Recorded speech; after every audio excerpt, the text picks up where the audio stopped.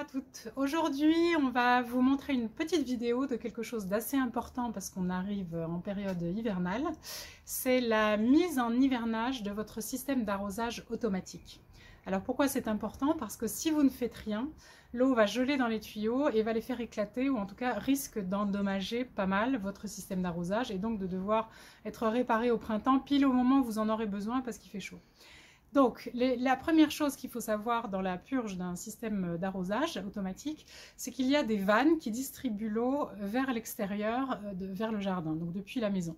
C'est d'abord cette vanne-là qu'il faut fermer avant de commencer quoi que ce soit d'autre. Donc, je vous montre. Je suis à l'intérieur de la maison et donc vous voyez, il y a le tuyau qui distribue l'arrosage automatique qu'on voit ici, qui est un tuyau en cuivre, et la vanne d'arrêt, d'accord ? Donc normalement, elle est indépendante du reste du système de distribution d'eau du reste de la maison. Donc vous pouvez couper l'eau qui va vers l'extérieur sans couper évidemment l'eau qui alimente les toilettes, la douche, etc. à l'intérieur de la maison. Donc là, cette vanne-là, je la ferme.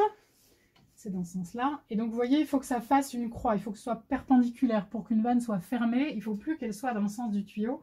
Il faut qu'elle soit perpendiculaire au tuyau. D'accord? Donc comme ça, l'eau n'est plus distribuée vers l'extérieur de la maison. Ça, c'est la première chose à faire. Donc une fois que vous avez fermé la vanne à l'intérieur de la maison, vous allez vers l'extérieur et là normalement il y a une deuxième vanne, soit qui est dans les électrovannes, c'est-à-dire le couvercle vert que je vais vous montrer tout à l'heure, soit qui est en amont. Et donc ici chez nous, elle est en amont et vous voyez donc le tuyau, ça c'est le tuyau qui distribue l'eau qui vient de la maison. Et ici il y a une autre vanne, il faut que cette vanne-là soit ouverte à l'inverse de l'autre pour que l'eau qui reste dans les tuyaux s'écoule. Donc là vous voyez elle est perpendiculaire au tuyau. Ça veut dire que la vanne est bien ouverte, je laisse comme ça. Donc dernière étape, là vous allez dans le jardin et vous retrouvez le coffret d'électrovanne que normalement soit l'installateur soit le paysagiste vous a indiqué, qui peut être caché et qui a un couvercle vert souvent si vous avez affaire à un système d'arrosage par exemple Rainbird. Alors souvent il y a des vis à cet endroit là, moi je ne le mets pas parce que comme ça il est plus facilement ouvrable. Voilà, voilà.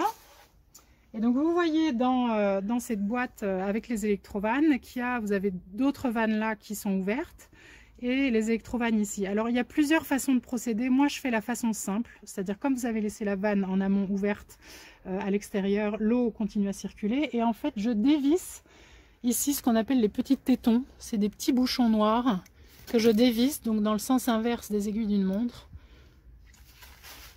Et vous allez voir qu'il y a un petit pchit et qu'il y a de l'eau qui s'écoule.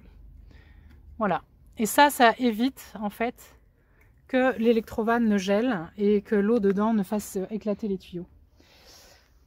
Ensuite, pour vraiment terminer, vous pouvez bien sûr mettre votre programmateur sur off si ça n'a pas été fait. Vous pouvez aussi enlever les piles si c'est un programmateur à piles pour éviter que les piles ne s'usent pendant l'hiver de manière inutile. Et enfin, je dirais que la dernière chose, c'est que si vous avez un système d'arrosage automatique de type Gardena, donc des choses qui sont un peu moins professionnelles, souvent nous ce qu'on vous conseille, ce que la marque vous conseille aussi, c'est de dévisser carrément le programmateur qui est souvent un boîtier qui est sur le robinet et de le mettre au chaud, c'est-à-dire parce qu'il ne résiste pas au gel. Donc ça, vous enlevez le boîtier Gardena, vous le mettez au chaud et par contre pareil, vous fermez bien la vanne à l'intérieur de la maison qui distribue l'eau et vous laissez le robinet ouvert à l'extérieur pour que l'eau s'écoule et que l'eau ne gèle pas dans le robinet. Voilà, donc à vous de jouer avant les premiers vrais frimas pour que vous puissiez profiter de votre système d'arrosage automatique sans souci à partir du printemps prochain. Bonne journée!